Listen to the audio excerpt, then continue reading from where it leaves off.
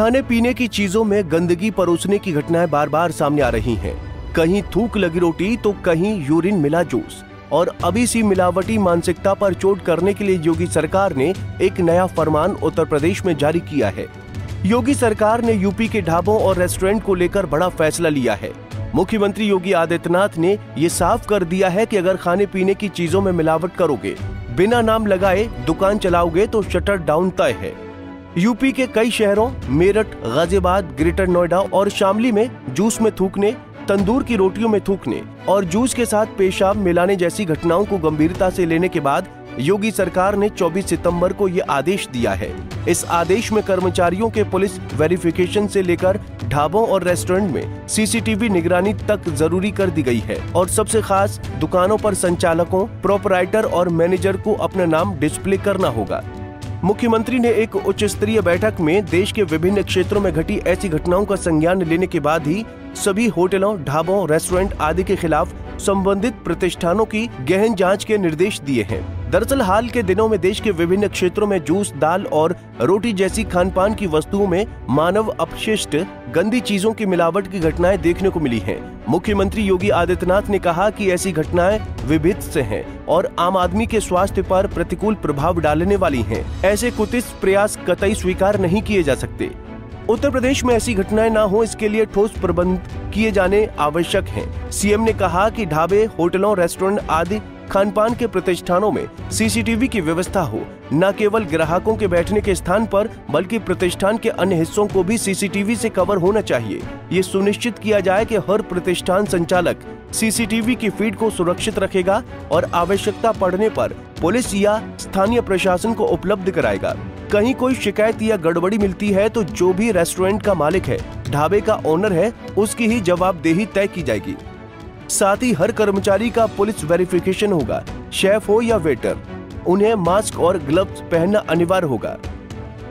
के जो लोग बाहर काम करते हैं या पूर्वी उत्तर प्रदेश के जो लोग बाहर काम करते हैं, आखिर उनकी भी तो इच्छा होगी कि उन्हीं के घर में उनको सुविधा प्राप्त हो। और अच्छा है, यहाँ पे जो मिलेगा कम से कम वो हापुड़ वाला जूस तो नहीं मिलेगा ना,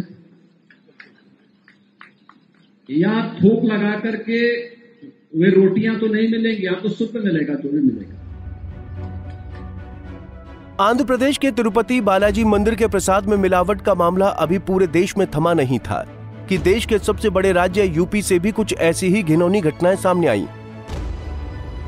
जिसमें पहली घटना सहारनपुर से आई, जहां 12 सितंबर को सहारनपुर जिले में एक भोजनालय में रोटी बनाते समय एक किशोर रोटी पर थूकते हुए दिखाई दिया, जिसके बाद भोजनालय के मालिक को गिरफ्तार कर लिया गया। इसके बाद पिछले हफ्ते गाजियाबाद जिले में एक जूस विक्रेता को ग्राहकों को मूत्र मिला हुआ फलों का जूस परोसने के आरोप में गिरफ्तार किया गया था।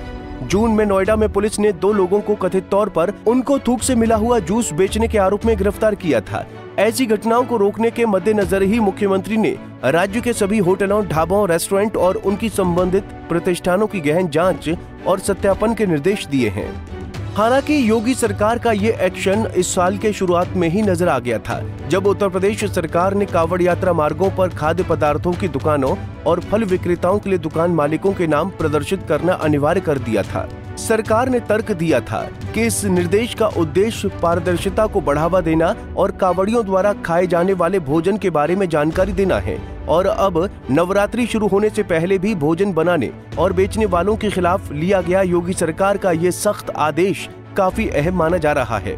जहां संतों ने सीएम योगी के आदेश का समर्थन करते हुए इसे बेहद जरूरी करार दिया है, उधर कांग्रेस ने इस आदेश को गरीबों को प्रताड़ित करने वाला बताया। सीएम योगी के इस फैसले पर राष्ट्रवादी बाल संत दिवाकर आचार्य ने खुलकर समर्थन किया है। उन्होंने कहा कि जो लोग सनातन धर्म को अधर्मी बना रहे हैं और खाद्य पदार्थों में अपशिष्ट पदार्थों का मिश्रण कर रहे हैं, उनके खिलाफ जांच होनी चाहिए। मुख्यमंत्री योगी आदित्यनाथ ने जो दिशा निर्देश जारी किए हैं, उनका तत्काल प्रभाव से पालन होना चाहिए। ये कदम सनातन धर्म की पवित्रता को बनाए रखने के लिए आवश्यक है। मिलावट पर सपा सांसद डिंपल यादव ने भी सवाल खड़े किए हैं।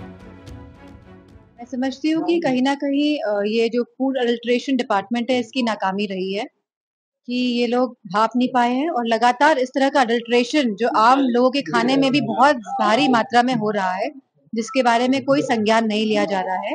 और मैं समझती हूँ कि जो ये हमारा फूड अडल्ट्रेशन डिपार्टमेंट है, इसको पूरी तरह काम करना चाहिए और ये जांच बिठानी भी चाहिए। जिस तरह आप बता रहे हैं कि तिरुपति बालाजी के लड्डू में जो अडल्ट्रेशन का मामला आया है, तो ये बहुत ही नाजुक मामला भी है, क्योंकि कहीं न कहीं ये हमारे श्रद्धा से जुड़ा हुआ मामला है।